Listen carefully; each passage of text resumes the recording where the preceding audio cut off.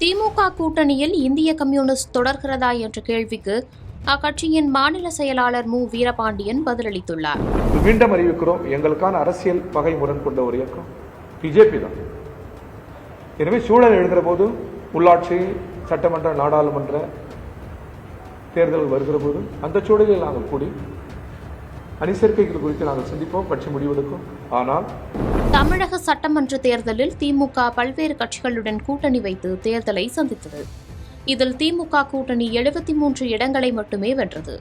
இதில் திமுக 59 இடங்களையும், காங்கிரஸ் 5 இடங்களையும், மற்ற கூட்டணி கட்சிகளான விசிக, சிபிஐ, சிபிஎம், மதிமுக, இந்திய யூனியன் முஸ்லீம் லீக் ஆகியவை தலா 2 இடங்களையும் கைப்பற்றின. தேர்தல் முடிவுகளுக்கு பிறகு காங்கிரஸ் தாவேகாவுடன் கூட்டணியில் இடம்பெற்றது. அடுத்தடுத்து விசிக, சிபிஐ, சிபிஎம், இந்திய யூனியன் முஸ்லீம் லீக் ஆகியவை ஆட்சி அமைக்க ஆதரவு தெரிவித்த நிலையில் விசிக, இந்திய யூனியன் முஸ்லீம் லீக், தாவேகா அமைச்சரவையில் இடம்பெற்றது. தேமுதிக வரக்கூடிய நாட்களில் திமுக கூட்டணியில் தொடர்வதாக தங்கள் நிலைப்பாட்டை உறுதிப்படுத்தியது.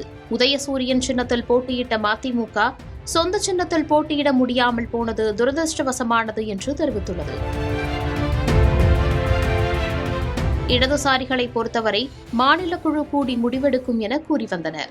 இந்நிலையில் ஜூன் 8 நடந்த இந்தியா கூட்டணி கூட்டத்தை திமுக புறக்கணித்தது. காங்கிரஸ் பங்கேற்கும் கூட்டத்தில் தாங்கள் பங்கேற்க மாட்டோம் என கூறியது.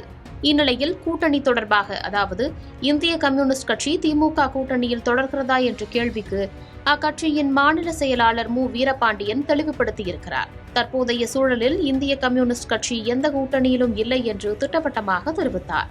இடைத்தேர்தல் அறிவிக்கப்பட்டவுடன் மாநில குழு கூட்டி அப்போதைய சூழலுக்கு ஏற்ப ஜனநாயக சக்திகளுடன் இணைந்து முடிவெடுக்கப்படும் என்று கூறினார்.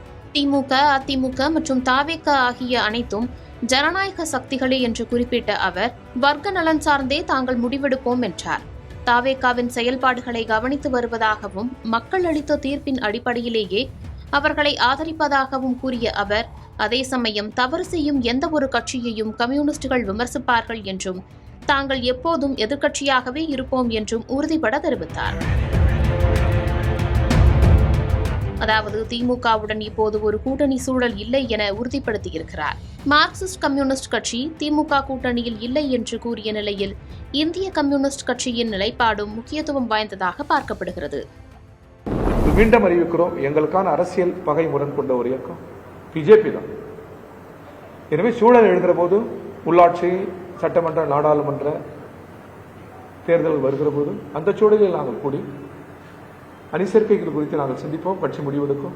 ஆனால் எப்பொழுதும் இடதுசாரிகளுடன் இணைந்து பயணிப்போம். இடதுசாரிகளுடன் அணி சேர்கிற ஜனநாயக சக்திகளுடன் இணைந்து நாட்டு நலனில், பொது நலனில் நாங்கள் பயணிப்போம் என்பதை தெரிவித்தோம்.